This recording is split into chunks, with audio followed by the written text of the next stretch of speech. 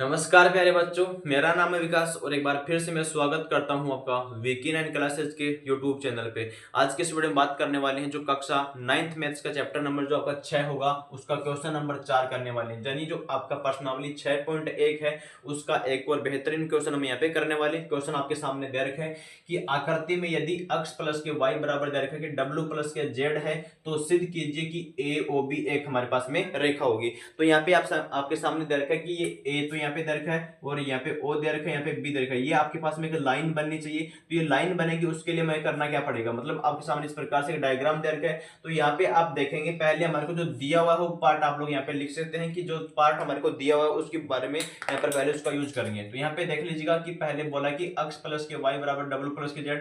यहाँ पर लिखेंगे कि x प्लस का जो y आ रहा है हमारे पास में वो क्या आ रहा है कि w प्लस के z इसके बराबर हमारे पास में आ रहा है। ये हमारे पास में दिया हुआ है।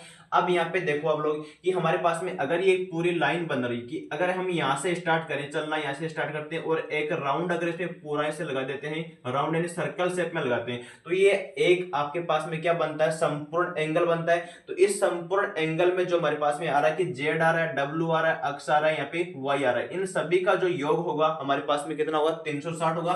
तो हम इसका प्रमाण देंगे कि आप इसको कैसे बता सकते हो कि ये हमारे पास में एक रेखा बनेगी। उसके लिए यहाँ पे देख सकते हैं कि हमारे पास में पहले हम स्टार्ट करें कि अगर z से हम चलते हैं तो z के लिए हम करेंगे पहले कि यहाँ पर हमने लिखा कि z प्लस लिखा, इसके बाद में हमने w लिखा, इसके बाद में हमारे पास में आ गया कि x आ गया, इसके बाद में हमने लिखा y। अगर हमने एक राउंड पूरा कर दिया तो उस राउंड के लिए हमारे पास में एंगल बनेगा 360 डिग्री का।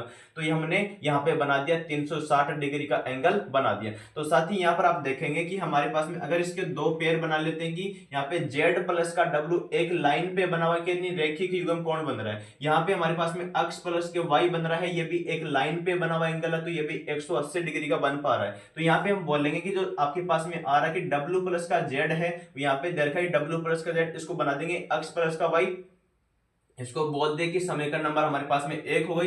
तो समीकरण नंबर एक का यहाँ पे आप यूज कर लेंगे तो प्रश्न आपका एकदम आसान है। तो यहाँ पे उसको सोल्व कर देंगे, यानी समीकरण नंबर एक से हमने यहाँ पे बोल पाया आपके सामने कि z प्लस का w या w प्लस का z एक ही बात है। ये हमारे पास में x प्लस का y है, तो यहाँ पर बोला कि x प्लस का y बन गया।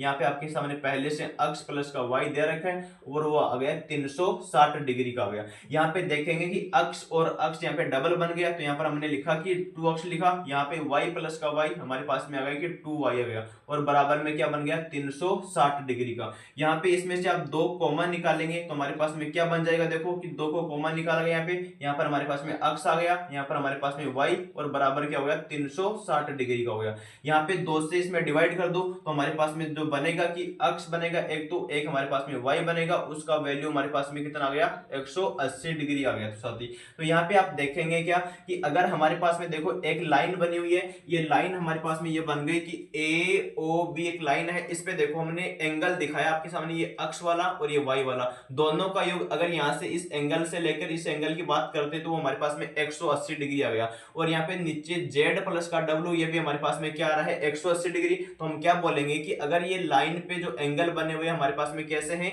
रेखिक युग्म कोण है। अगर हमारे पास में ये बन गए कि रेखिक युग्म कोण बन गए हैं, लीनियर पेयर युग्म आपके पास में बन गए, तो हम क्या बोलेंगे, ये बन गया कि रेखिक युग्म कोणों से हमारे पास में क्या हो जाएगी, ये हमारे पास में एक लाइन बन जाएगी। तो हम क्या बोल पाएंगे, अतः है जो कंडीशन हमारे पास में दे रखी है, अतः है ए ओ बी एक क्या होगी, लाइन होगी। तो यहाँ पर बोल दीजिएगा कि अतः है ए ओ बी एक हमारे पास में क्या बन गई, रेखा बन गई। इसी को हम क्या बोलते हैं, रेखा, यानी कि ए ओ बी एक रेखा बनेगी, ये आपके पास में रेखा आ गई।